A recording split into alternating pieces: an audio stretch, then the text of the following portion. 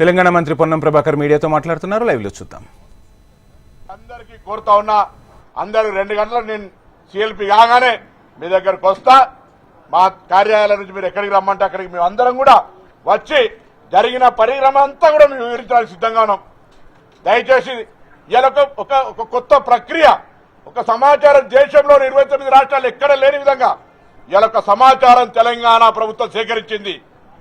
దాని మీద తర్కం వద్దు, దాని మీద విమర్శలు వద్దు, దాన్ని బేస్ చేసుకుని ముందుకు పోదాం.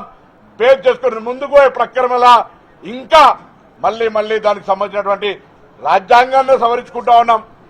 ఆ విధంగా ఇవాళ దీనికి సంబంధించిన మార్పులు చేర్పులు మీ ఆలోచనకరంగా తీసుకోదాం. కానీ ఇప్పుడు వస్తున్నటువంటి ఈ యొక్క సర్వే, ఈ వచ్చిన నివేదికను స్వాగతించండి పెద్ద మనసుతోటి. భవిష్యత్తు రోడ్ మ్యాప్ కు ప్రణాళిక ఇవ్వండి. ఏ విధంగా బలవర్గాలకు న్యాయం చేయాలో మా అందరినీ బలోపేతం చేసి ప్రభుత్వంలో ఇవి జరగాలని చెప్పే విధంగా మమ్మల్ని స్ట్రెంథెన్ చేయండి. కానీ మీరు బయట ఈ విధంగా మాట్లాడడం ద్వారా మేము కూడా ఏంది ఇది ఎందుకు జరుగుతుంది ఇట్లా అనేటువంటి ఆలోచనతున్నాం. రాజకీయ ఆలోచన కొరకు, రాజకీయ ప్రేరేపణ కొరకు బలహీన వర్గాలను ఏదో రాజకీయాల్లో వాడుకోవడానికి జరుగుతున్న ప్రక్రియ కాదు ఇది. కాబట్టి దయచేసి ఇవాళ వచ్చినటువంటి శాతానికి న్యాయం జరిగే విధంగా రోడ్ మ్యాప్ ఇవ్వమని అడగడానికి మీ దగ్గరకు వస్తాం. దయచేసి సహకరించండి.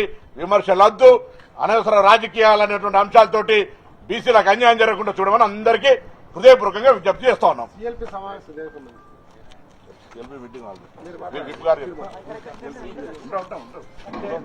ప్రధానంగా ఈరోజు 3 అంశాలు.